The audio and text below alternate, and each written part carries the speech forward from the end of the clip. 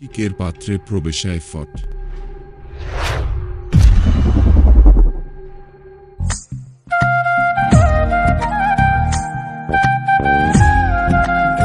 শান্তিপুর নামে একটি গ্রাম ছিল, তবে এই গ্রামে কোনো শান্তি ছিল না।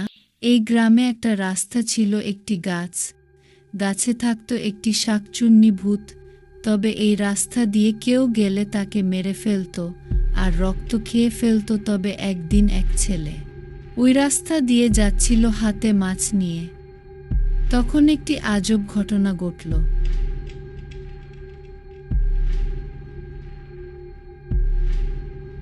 আশেপাশে একটা মানুষও নেই, কি যে করি। আবার এই রাস্তাটা বেশি ভালো না, কতজনে এইখানে প্রাণ গেছে, এখন কিভাবে যাই? যাই হোক, ভয় পেলে চলবে না।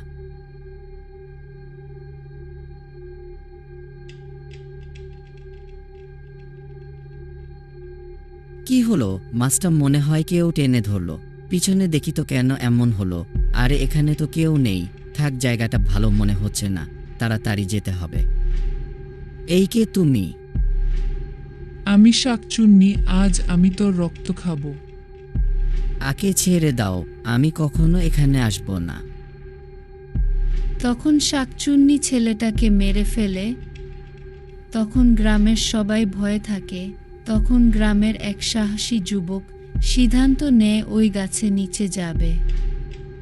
আমাকে ওই গাছের কাছে যেতেই হবে। ওইখানে কি আছে আমাকে দেখতে হবে। তার নাম হলো রাকিব। তখন সে ওই গাছের উদ্দেশ্যে রওনা দেয়। এটাই তো মনে হয় ওই ভুতুরে গাছ। এখানে কি কেউ আছো? থাকলে আমার ডাকে সাড়া দাও।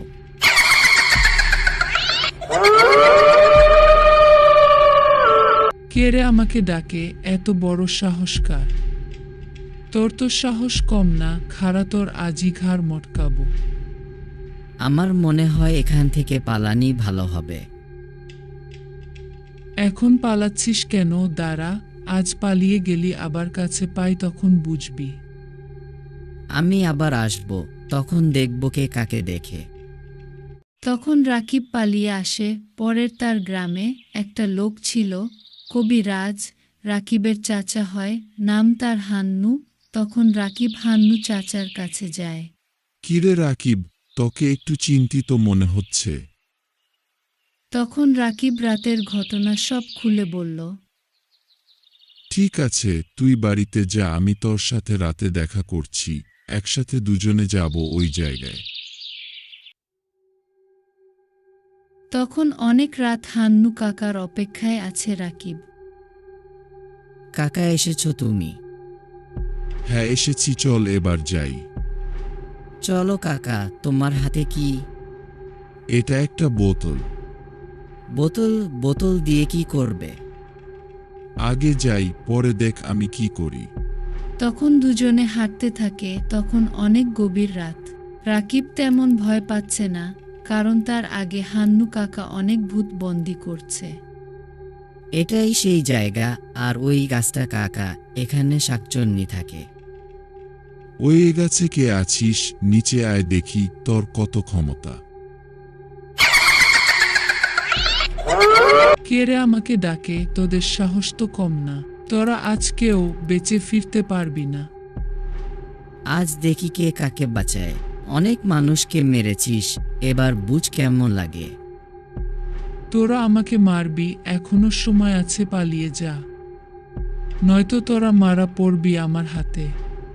এই নে তবে। ওম হ্রিং কিং কালিকা, হ্রিং সর্বশক্তি বন্দী, হ্রিং প্লাস্টিক এর পাত্রে প্রবেশায় ফট।